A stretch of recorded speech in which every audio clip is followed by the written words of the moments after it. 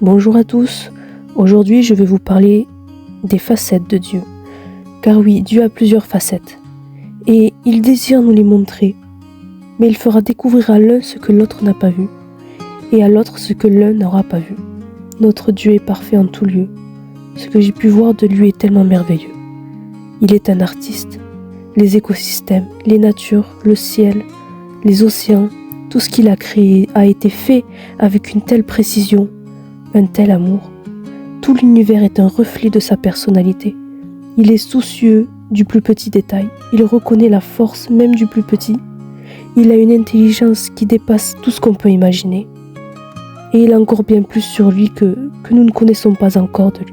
Mais approchons-nous de notre Dieu afin de connaître davantage sur lui. Dans Naoum 1:8, il est écrit « L'Éternel est un Dieu jaloux, il se venge.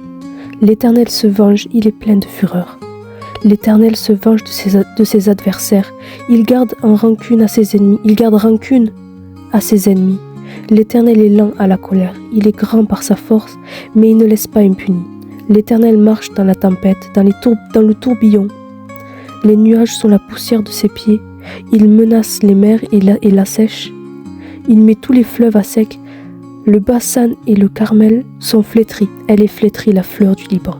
Les montagnes tremblent devant lui et les collines s'effondrent. La terre se soulève devant lui, le monde et tous ses habitants.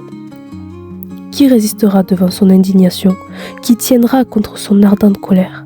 Sa fureur se propage comme le feu et les rochers se brisent devant lui. L'Éternel est bon, il est un refuge le jour de la détresse.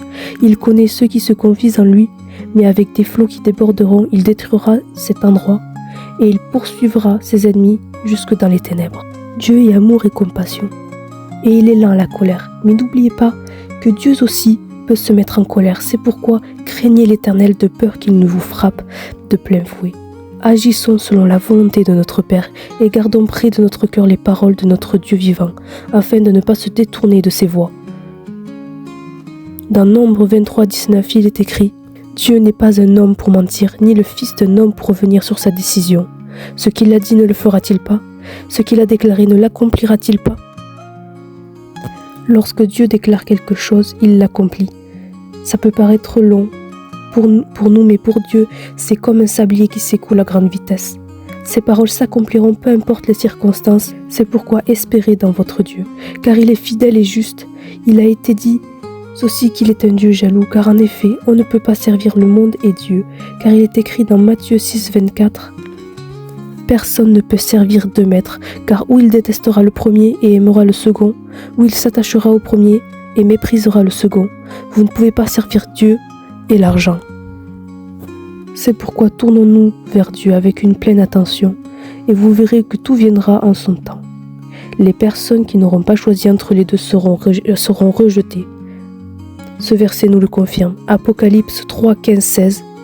Il est écrit « Je connais tes œuvres, je sais que tu n'es ni froid ni bouillant. Si seulement tu étais froid ou bouillant, ainsi parce que tu es tiède et que tu n'es ni froid ni bouillant, je vais te vomir de ma bouche. » Vous ne pouvez pas rester avec les deux. Ou vous devez choisir Dieu, ou vous devez choisir le monde. Il y a encore tellement de facettes de Dieu que je ne pourrais pas tous les dire, même si je le voulais. Mais c'est pourquoi approchez-vous de Dieu et apprenez à le connaître sincèrement, et il se dévoilera à vous. Que Dieu vous bénisse.